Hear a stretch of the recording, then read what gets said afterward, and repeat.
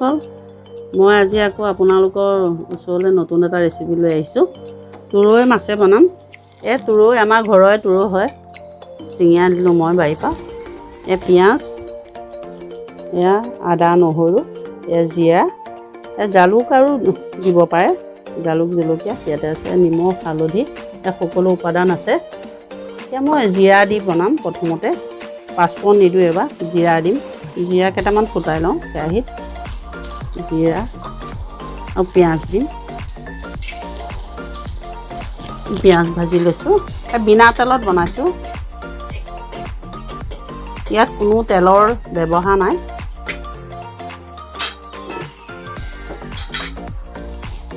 এতিয়া তুৰৈখিনি দিছোঁ, পিঁয়াজ ভাজি হৈ গ'ল, তুৰৈখিনি দিছোঁ, লৰাই দিছোঁ। বেছি পানী দিবলৈ নালাগিব, অকণমান কমাই পানী দিলেই হ'ল। পিছত হালধি দিছোঁ, হালধি এচামুচ দিছোঁ, নিমখ এচামুচ দিছোঁ সোৱাদ অনুসৰি, লাগিলে পিছত দিম। লৰাই দিছোঁ, তলত ধৰিছোঁ, তলত ধৰিলে পানী দিব লাগে। বিনা তেলত বনালে কেৰাহীত সোনকালে ধৰে, সেই পানী অলপ দি দিব। পানী অলপ দি লৰাই দিছোঁ মই।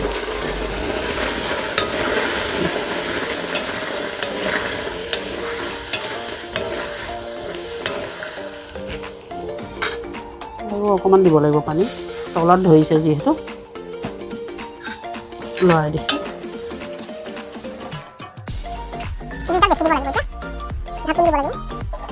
ঢাকোনখন দি দিছোঁ। চালোঁ এয়া উতলিলে, বুজিছেনে?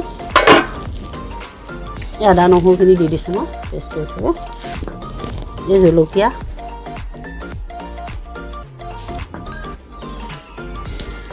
জিৰা গুড়ি লৰাই দিছোঁ।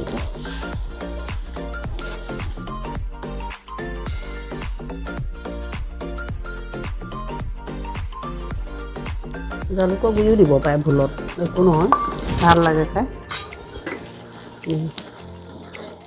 লৰাই দিছোঁ।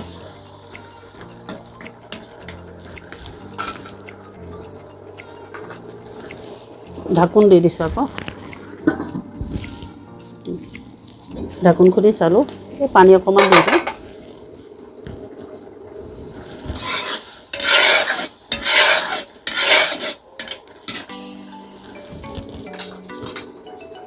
পানী অকণমান দিছোঁ, যিহেতু মাছ দিম, সিজিব লাগিব, সেইকাৰণে পানী অকণমান দি দিছোঁ। জুইডাল বেছি দিব লাগিব। ঢাকোন দিছোঁ আকৌ, 10 মিনিটমান লাগিব ঢাকোন দি সিজিলে। ঢাকোন খুলি চালোঁ আকৌ, এই উতলিছে, দেখিছেনে? লৰাই দিছোঁ মই। এইবাৰ মাছ দিম। বিনা তেলত ভাজি থোৱা, এই হালধি পাতত দি ভাজি থোৱা মাছ দিছোঁ। ইয়াত বিনা তেলত, কোনো তেলৰ ব্যৱহাৰ নাই ইয়াত।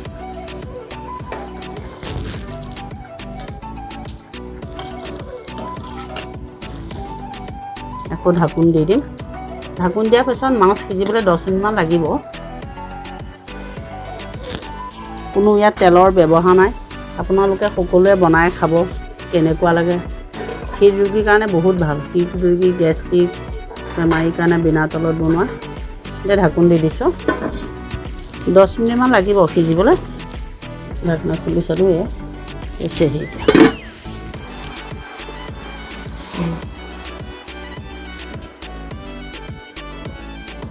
ভোলে মাছে বনাইছোঁ, ৰৌ মাছে বনাইছোঁ, একেলগে বনাইছোঁ, মিক্স কৰি পেলাই। ভাল লাগে মাছৰ সৈতে খাবলৈ, সেইকাৰণে বনাইছোঁ মই। 5 মিনিটমান ঢাকোন দি দিওঁ সিজিবৰ কাৰণে। ঢাকোন খুলি চালোঁ, এয়া দেখিছেনে? এই হৈ গ'ল।